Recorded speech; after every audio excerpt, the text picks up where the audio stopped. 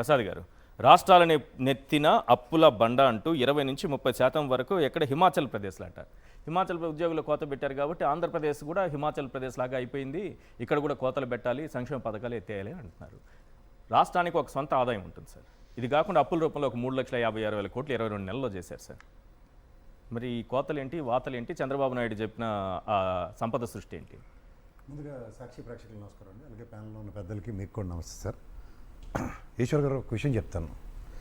శల్య సారథ్యంతో చంద్రబాబు నాయుడు గారిని తిప్పలు పెడుతున్న ఈ తపేలా ఛానళ్ళు, ఈ బుర్ర తక్కువ పొగడి పేపర్లు, వీళ్ళకి తలా తోక ఉండదు, బుద్ధి జ్ఞానం ఉండదు. దేశంలో ఉన్న వాటితో దీన్ని కంపేర్ చేస్తూ రాస్తున్నారంటే వీళ్ళు ఎంత తెలివి తక్కువ ఎవర్స్ బ్యాచో ప్రజలు అర్థం చేసుకోవాలి. ఎందుకు అంటే ప్రాథమిక అవగాహన. ఇప్పుడు ఉదాహరణకి నాకో మీకో లేదంటే అర్థం ఉంది, కానీ చంద్రబాబు గారికి లేకుండా ఎలా ఉంటుంది? 14లో రాష్ట్ర విభజన తర్వాత ఆంధ్రప్రదేశ్ రాష్ట్ర మొదటి ముఖ్యమంత్రిగా ఉన్నప్పుడు ఆయన టెన్యూర్లో 89.7% జీతభత్యాలు ఇచ్చాడు. అలాగే జగన్మోహన్ రెడ్డి గారు 2 సంవత్సరాల కరోనా తర్వాత ఆయన సంక్షేమ పథకాలు ఇవన్నీ చేసినా 111% జీతభత్యాలు ఇచ్చాడు. ఈ రెండు కొంచెం కంపేర్ చేసుకోమనండి. తర్వాత ఇంట్లో ముసలావిడ కూడా బటన్ నొక్కేస్తుంది, ఇన్ని కబుర్లు చెప్పినా ఈ ముసలాయన ఎందుకు బటన్ నొక్కలేకపోతున్నాడు సంక్షేమాలకి?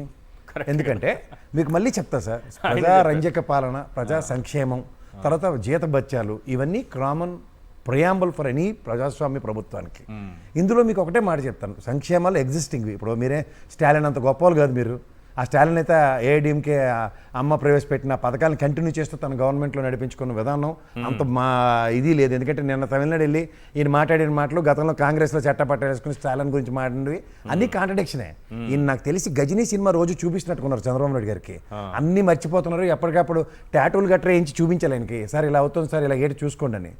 వాస్తవం మీరు జాగ్రత్తగా గమనిస్తే సార్, ఇవాళ మీకు ఈ ప్రభుత్వం హిమాచల్ ప్రదేశ్తో ఈ పనికిమాలిన కిరసాయలు అమ్ముకునే బుర్ర తక్కువ సన్నాసి గారి కంపారిజన్స్ ఇచ్చాడంటే ఆల్రెడీ ఒక మ్యాప్ ఇచ్చాడని అర్థం.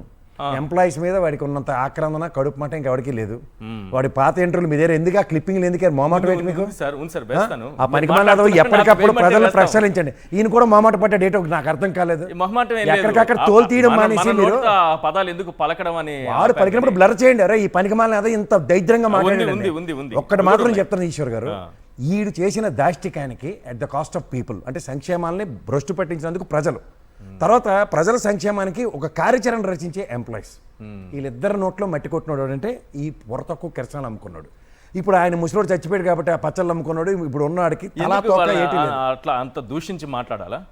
ఆడు దూషించగలేదు. మనం ఏమైనా వాడే డిఫరెంట్ ప్లానెట్ మీద రాలేదు కదా, నేను ఇదే ప్లానెట్ మీదకి వచ్చాను కదా, అలాగే నాకేం ఆడుతూ లొసుగులు లేవు. మీకేమైనా ఉంటే మీరు తేల్చుకోండి, నాకేం లేదు. ఒకటే ఒక మాట చెప్తా, వాడు ప్రజాస్వామ్యంలో పత్రికా స్వేచ్ఛకి తర్వాత జర్నలిజం విలువలకి పణంగా గాలికి వదిలేసాడు. ఇష్టారాజ్యంగా నాటకాలు ఆడితే నో కాంప్రమైజ్. అది ఎవడైనా ఒకటే ఒళ్ళు దగ్గర పెట్టి జర్నలిజానికి గురు సమానమైన స్థాయి, గత డిబేట్లో కూడా చెప్పాను నేను. ఆ స్థాయి ఉన్నోడు దిగజారిపోతే ఎక్కడ వాడిని అక్కడ శిక్షించాలి. నేను ఉదాహరణకు పిచ్చి పిచ్చి పనులు చేస్తున్న మాస్టర్లను ప్రజలు ఎంటబెడితే అంటట్లేదు. అలా ఈ పనికిమాలకు కూడా జరిగితేనే నోరు మూసుకుని ఉంటారు. మన దరిద్రానికి ఈ పగడి పేపర్లు 2 తప్ప ఇంకేమీ లేని స్థానంలో వాళ్ళు రామారావు గారు లాంటి వ్యక్తినే వ్యక్తిత్వ హనంతో కాపాడుకుని వచ్చారు చంద్రబాబు నాయుడు గారిని. ఇప్పుడు కూడా అదే వ్యక్తిత్వ హనాలు మీరు జాగ్రత్తగా గమనించండి. అదే అతీతం కాదు. ఎంతసేపు ఇంట్లో ఉన్న ఆడవాళ్ళ మీద పడేయడం, ఆడవాళ్ళ మీద పడేసిన ఏమంటారు?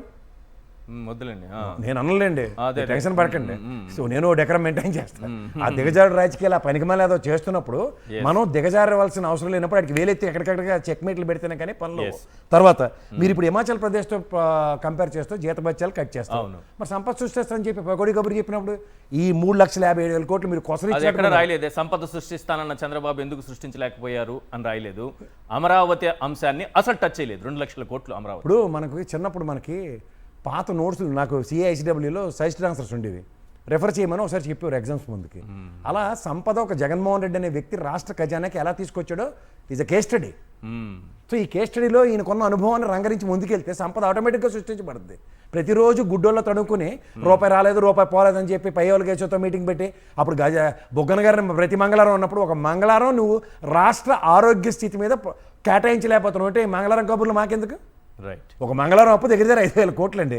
5,000 కోట్లతో 10 హాస్పిటల్ కన్స్ట్రక్షన్ అయిపోతుంది. సో ఈ మంగళవారం కబుర్లు చెప్పడం రావట్లేదు, మంగళవారం వచ్చి అప్పును కూడా రోజు కేటాయించడం రానప్పుడు ఒక్కరోజు అప్పుతో చేసేయచ్చు కదా, లేకపోతే ఇంకెంత కావాలి సార్? మీకు ఆల్రెడీ మీకు మాట చెప్తున్నాను, జగన్మోహన్ రెడ్డి అనే వ్యక్తి ఒక మార్గం, ఒక దానికి ఏమంటారంటే ఆ పాతలో మీకు ఉన్న ముళ్ళులు కంపలు నారాయణలకి ఇప్పుడు కూడా వర్షం పడగానే మళ్ళీ కంపలో నీళ్ళు తోడుకునే కార్యక్రమం పెట్టలే. Yes. టక్కమని ఒక పర్మనెంట్ సొల్యూషన్ ప్రాస్పెక్ట్లో ఒకటి ఇచ్చి చూపించాడు.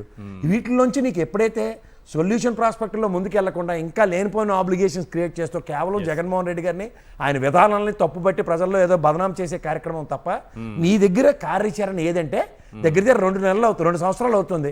23 నెలల పొద్దులో పూర్ణకుంభం అప్పు చేసావు. ఇక్కడ మా రేవంత్ రెడ్డి గారే నయం కనీసం ధైర్యంగా మేము కేంద్ర ప్రభుత్వంలో కాంగ్రెస్కి డబ్బులు ఇవ్వాలని చెప్తున్నాం. నాకు ఎలక్షన్లు ప్రతి రాష్ట్రంలో జరుగుతున్న ఎలక్షన్కి నేను డబ్బులు సప్లై చేస్తారేమో నాకు డౌట్గా ఉంది.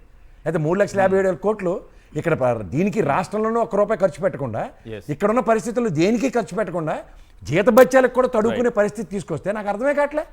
అసలు హిమాచల్ ప్రదేశ్ టైప్లో 20-30% కోత పెడుతున్నాం అంటే ఈ ఎంప్లాయీస్ అసోసియేషన్లో మొహమ్మద్ చెల్లుమని నీళ్ళు కొట్టుకొని బయటికి రమ్మనండి. ఐఆర్ 27% తీసుకున్నప్పుడు ప్రభుత్వం వ్యతిరేకత చూపించారు కదా మీరు, ఓ రోజు నిరసన తీసుకొచ్చి. ఇప్పుడు ఏం చేస్తున్నారు? వెంకటరామరెడ్డిని డిస్మిసా? ఒక ప్రొసీజర్ ఉండదా? గవర్నమెంట్ ఎంప్లాయీస్ని తీయడానికి ఏమంటే మీకు తెలియదా ప్రొసీజర్? షోకాజ్ నోటీస్ ఇచ్చారా? డిపార్ట్మెంట్లో ఎంక్వైరీ అయిందా? ఫ్రాడ్ ఎస్టాబ్లిష్ అయిందా? సస్పెండ్ చేశారా? లేదా జీఏడీకి అటాచ్ చేశారా? ఇవేమీ లేకుండా డిస్మిస్ చేస్తారా? అంటే అధికారం ఉంటే ఏదైనా చేయొచ్చు అనుకుంటారా? మరి ఇప్పటిదానికి అశోక్ బాబు గారు రాజీనామా చేసేలేడు, లేకపోతే రిటైర్ అయ్యాడు, వెనక్కి పిలిచి ఇలాంటివి చేయలేరా? పొలిటికల్ వెంజెంటాలు చేయలేక కూర్చున్నారు అందరూ. దేనికన్నా పద్ధతి పాడు ఉంటారు సార్, ఇది ఎక్కడ నాకు అర్థం కదా. రైట్.